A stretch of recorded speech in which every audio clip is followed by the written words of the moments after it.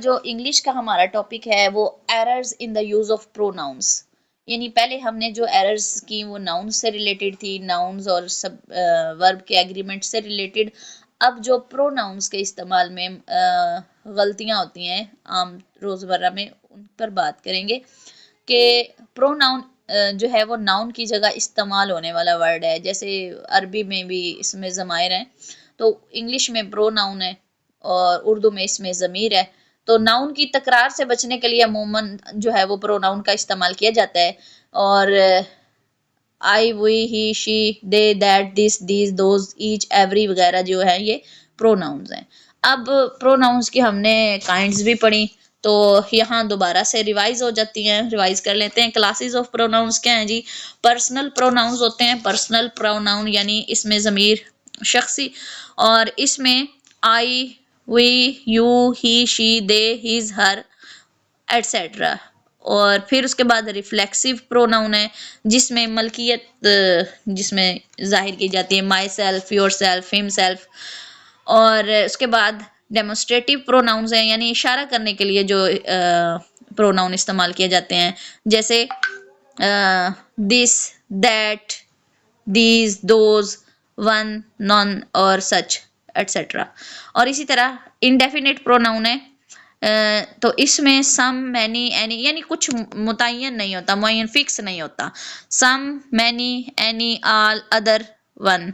फिर relative pronoun है, ठीक है, यानी कुछ एक्स्ट्रा या कुछ मौसूल होने वाला, ताल्लुक जाहिर करने वाला, ठीक है। तो इसमें हु, विच, दैट, व्हाट।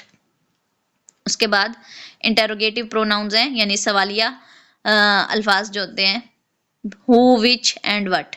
उसके बाद डिस्ट्रीब्यूटिव प्रोनाउन है, और इसमें ईच, एवरी, यानी जो तकसीम के लिहाज से प्रोनाउन इस्तेमाल होते हैं, ईच, एवरी, आइदर, नाइदर। अब इसमें डिस्कशन अबाउट पर्सनल प्रोनाउन जो है, पर्सनल प्रोनाउन की तीन जो है वो कंडीशंस होती हैं, तीन हालतें होती हैं, जिनमें एक जो है वो सब्जेक्ट के तौर पर, दूसरी ऑब्जेक्ट के तौर पर, और एक जो है वो पोजेसिव होती है, और फिर कुछ एक्स्ट्रा भी इसकी कंडीशंस हैं।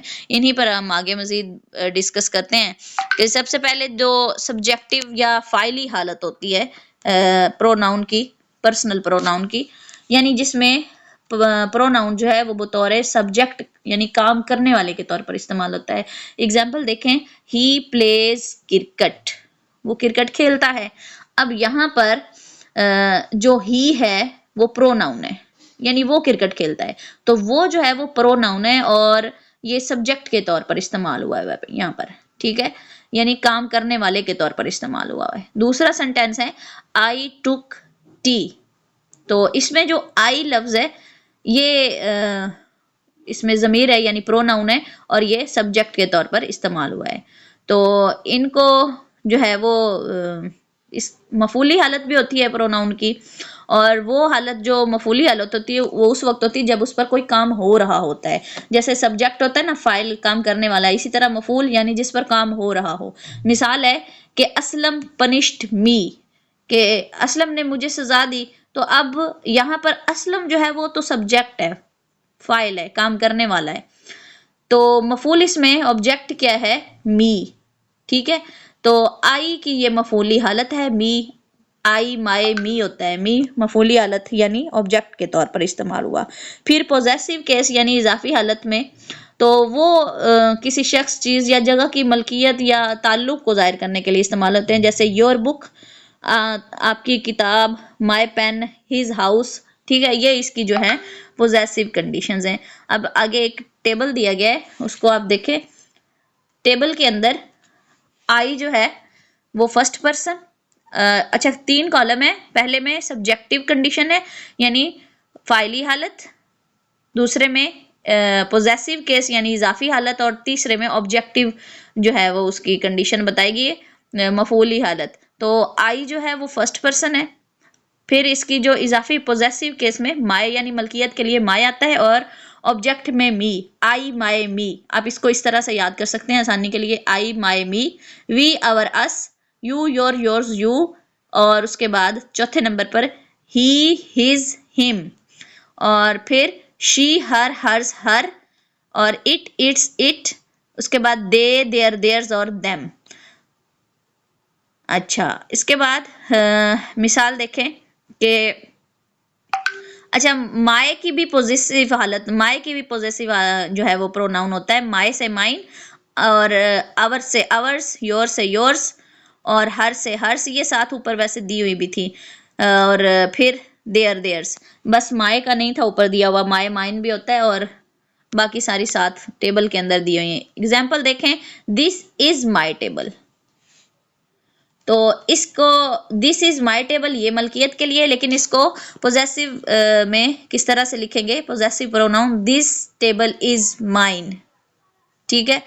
इसी तरह our servant is loyal, our is a loyal servant. और फिर your room is dirty, that room is yours. तो ये इसकी पोजेसिव जो है प्रोनाउन की कंडीशंस थी। अच्छा, अब इसमें प्रोनाउन एडजेक्टिव और पोजेसिव, एडजेक्टिव और पोजेसिव प्रोनाउन दोनों तरह से जो लफ्ज है या दिस इस्तेमाल किया जाता है। अब common errors in the use of personal pronouns, इसमें जो आम तौर पर जो एरर्स हैं वो कौन सी हैं उन पर बात करते हैं। तो यहाँ पर वर्ब है टू बी। तो टू बी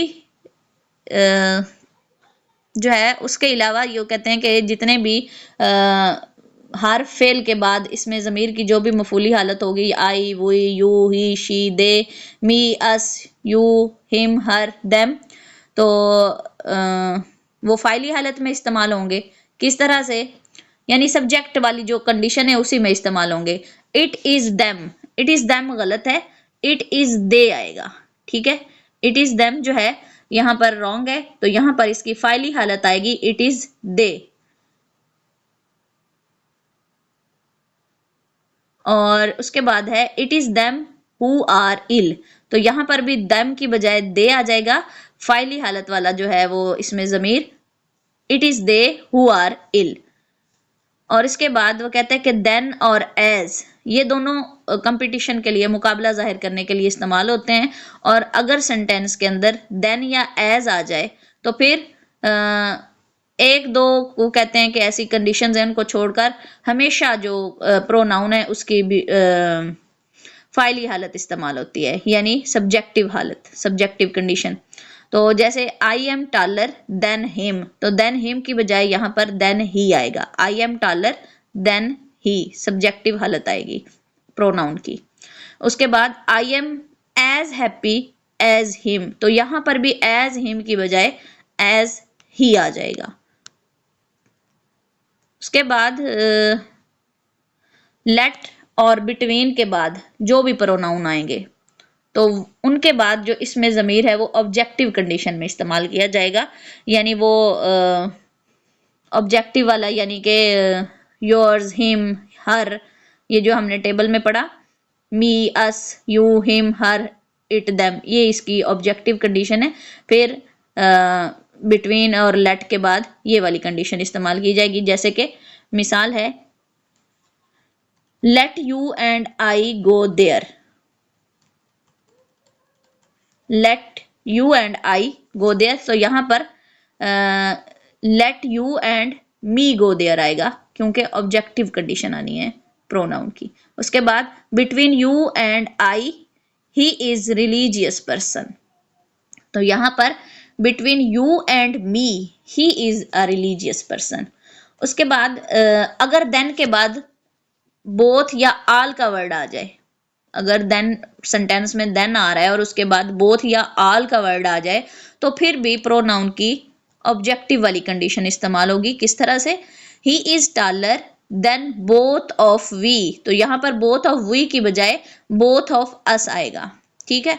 उसी तरह he is kinder than all of they, तो ऑल ऑफ दे की बजाय ऑल ऑफ देम आएगा। उसके बाद है कि अगर स्ट्रॉन्ग वर्ब आ जाए, स्ट्रॉन्ग वर्ब मीन के जिसकी तीन फॉर्म्स वर्ब की जो है वो बन जाती हैं, तो फिर उससे किसी काम का होना जो है वो भी जाहिर हो रहा हो। ठीक है, तो उसके बाद मफूली यानी ऑब्जेक्टिव कंडीशन इस्तेमाल होती है। He asked I a question, तो यहाँ पर आई की बजाय मी आएगा। He asked me a question, ठीक है, कि उसने मुझसे एक सवाल पूछा। उसके बाद he loves I more than his son, he loves me more than his son, कि वो मुझसे ज्यादा मोहब्बत करता है अपने बेटे की निस्बत। तो यहाँ पर भी मफूली हालत का इस्तेमाल हुआ। अब यहाँ पर प्रेफरेंस की बात है, ये जो रूल है रूल नंबर 6, ये प्रेफरेंस के हवाले से है कि मोर अबाउट पर्सनल प्रोनाउंस के when two pronouns are connected with and, कि जब दो प्रोनाउंस को एंड के साथ जोड़ा जाता है तो उनमें से एक अगर फर्स्ट पर्सन है तो उसको प्रेफरेंस दी जाएगी, फर्स्ट पर्सन को। सेंटेंस लिखते हुए उसकी इसकी मिसाल देखते हैं कि you and I have done your work, तो यहां पर फर्स्ट पर्सन को प्रेफरेंस देते हुए you and I have done our works आ जाएगा। इसी तरह फिर वी और आई की अगर मौजूद नहीं है तो फिर योर को प्रेफरेंस दी जाएगी, यानी अगर फर्स्ट पर्सन नहीं है तो फिर सेकंड पर्सन को प्रेफरेंस दी जाएगी। दूसरे सेंटेंस में देखें, you and Arshad have wasted their time, तो अब थर्ड पर्सन की बजाय सेकंड पर्सन को प्रेफरेंस देते हुए you and Arshad have wasted your time, तो यहाँ पर योर लग गया उसकी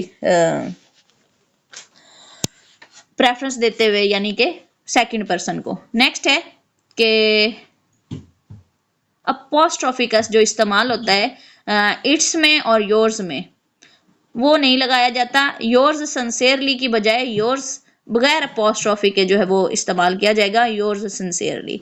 अमूमन ये जो लेटर्स और एप्लीकेशन के लास्ट पर लिखा होता है ना योर्स सिंसियरली, तो बाज दफ़ा जो स्टूडेंट्स हैं वो उसके साथ अपोस्ट्रोफी का इस्तेमाल कर लेते हैं, लेकिन ये रॉन्ग है।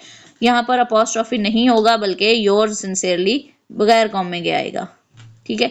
अच्छा, अब एक सीक्वेंस है, इसको याद करना है आपने कि जब तीनों प्रोनाउन मौजूद हो सेंटेंस के अंदर, फर्स्ट भी, सेकंड भी और थर्ड भी, तो अच्छे काम के लिए सबसे जो प्रेफरेंस देनी है वो सेकंड पर्सन को देनी है, थर्ड को हमेशा दरमियान में रखना है और अपने आप को अच्छे काम में आखिर पर ले जाना है।